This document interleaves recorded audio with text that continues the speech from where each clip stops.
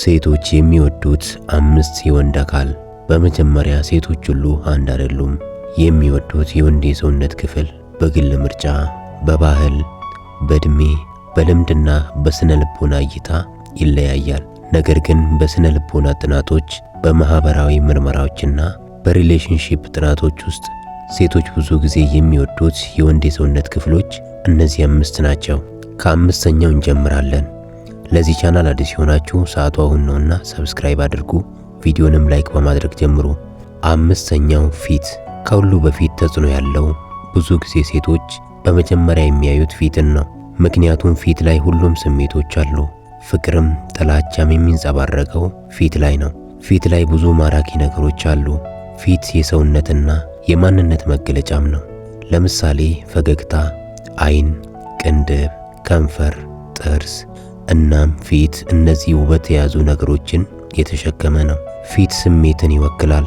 እናም ሴቶች ከቆንጆ ፊት ይልቅ ሞቅ ያለ ፊት ይመርጣሉ። ይህ ማለት ለምሳሌ አብዛኛውን ጊዜ ፈገግ ካለ ሰው ይልቅ ቆጣ ያለና ኮስተር ያለ ፊት ያለው ወንድ ይወዳሉ። ይህም አይነት ወንድ ይማርካቸዋል። ስለዚህ ሴቶች አብዛኛውን ጊዜ የሚማረኩት በወንድ ፊት ነው። የፊት አቀማመጥ ወሳኝ ነው። አብዛኛው ጊዜ የወንድም የሴትም የአይን ፍቅር የሚጀምረው ፊት ላይ ነው። ስለዚህ ሴቶች ከወንድ የአካል ክፍል ፊትን ይወዳሉ። ለምን ከተባለ ፊት ላይ ሁሉም ስሜት አለ። የወንዱ ውስጣዊ ማንነት ፊቱ ላይ ይንጸባረቃል፣ ፊቱ ላይ ይነበባል።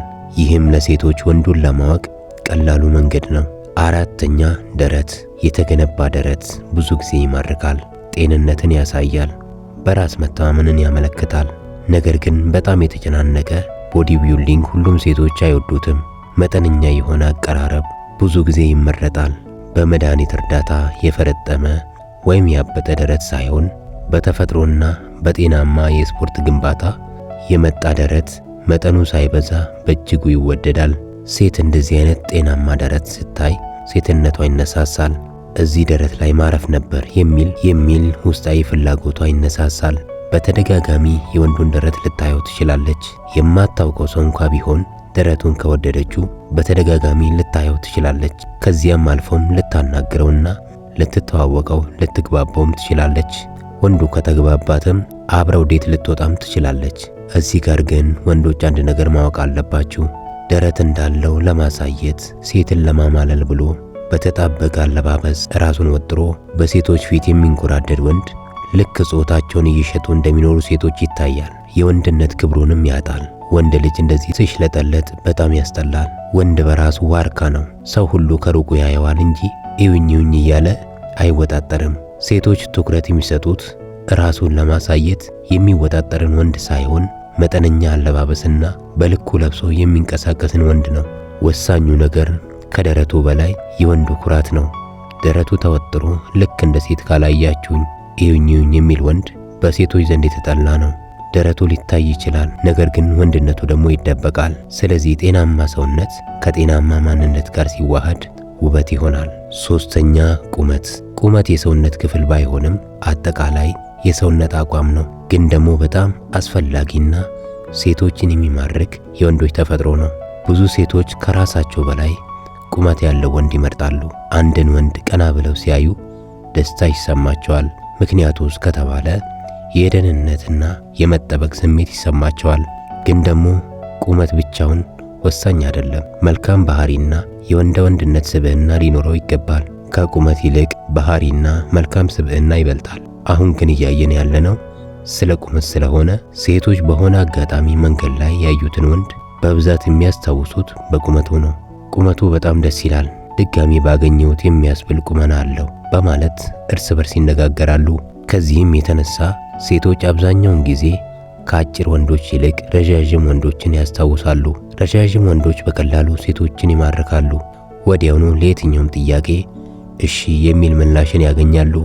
ይህ ማለት አጫጭር ወንዶች የሴቶች ምርጫ አይደሉም ማለት ሳይሆን ረዥም ወንድ ከአጭር ወንድ ይልቅ ምን ያህል ሳቢ እንደሆነ ለማሳየት ነው። ከላይ እንደጠቀስኩት ቁመት ከመልካም ባህሪ ጋር ሲሆን ግን ደስ ይላል። 2ኛ አይን። አይን ብዙ ጊዜ የስሜት መስታወት በመባል ትታወቃለች። ሴቶች እኛ ወንዶች ከምናስበው በላይ የወንዶችን አይን በጣም በእጅጉ ይወዳሉ። ለምን ቢባል ሴቶች ብዙ ስሜቶቻችንን የሚያውቁበትና የሚረዱበት የሚያነቡበት ስለሆነ ነው።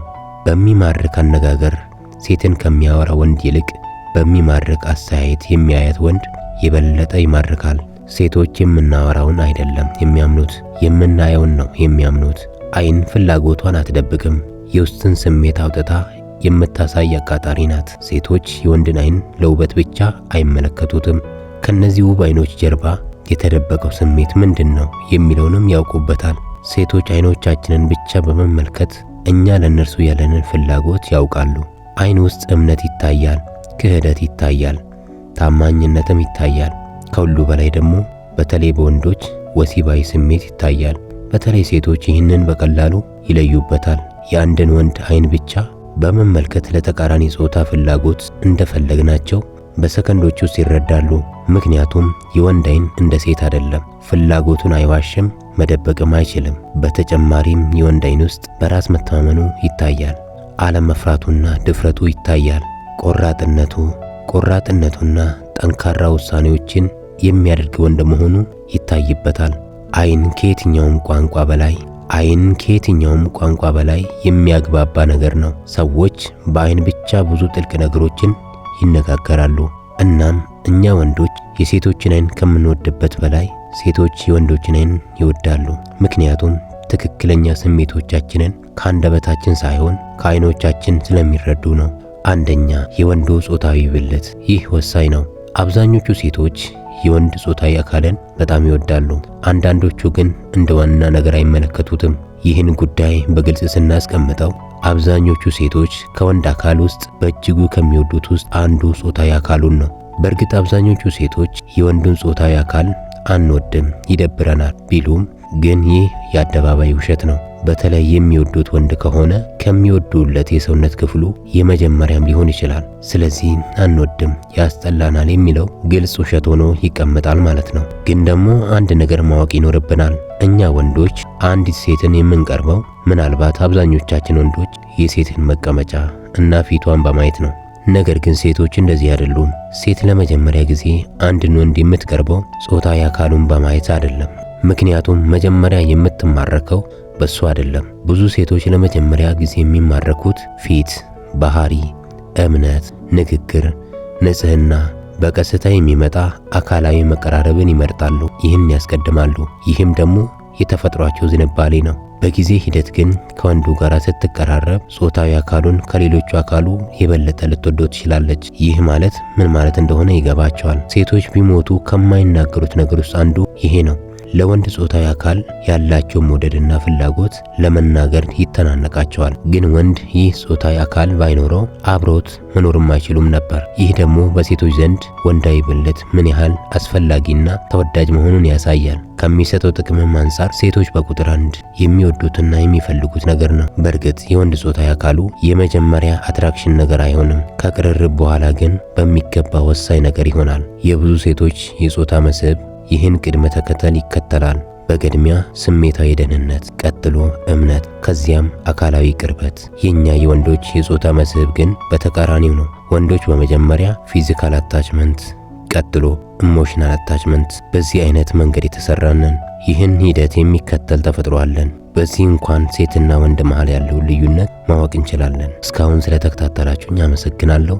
በድጋሚ ለዚህ ቻናል አዲስ የሆናችሁ ሰዓቱ አሁን ነውና ሰብስክራይብ አድርጉ፣ ቪዲዮንም ላይክ አድርጉ።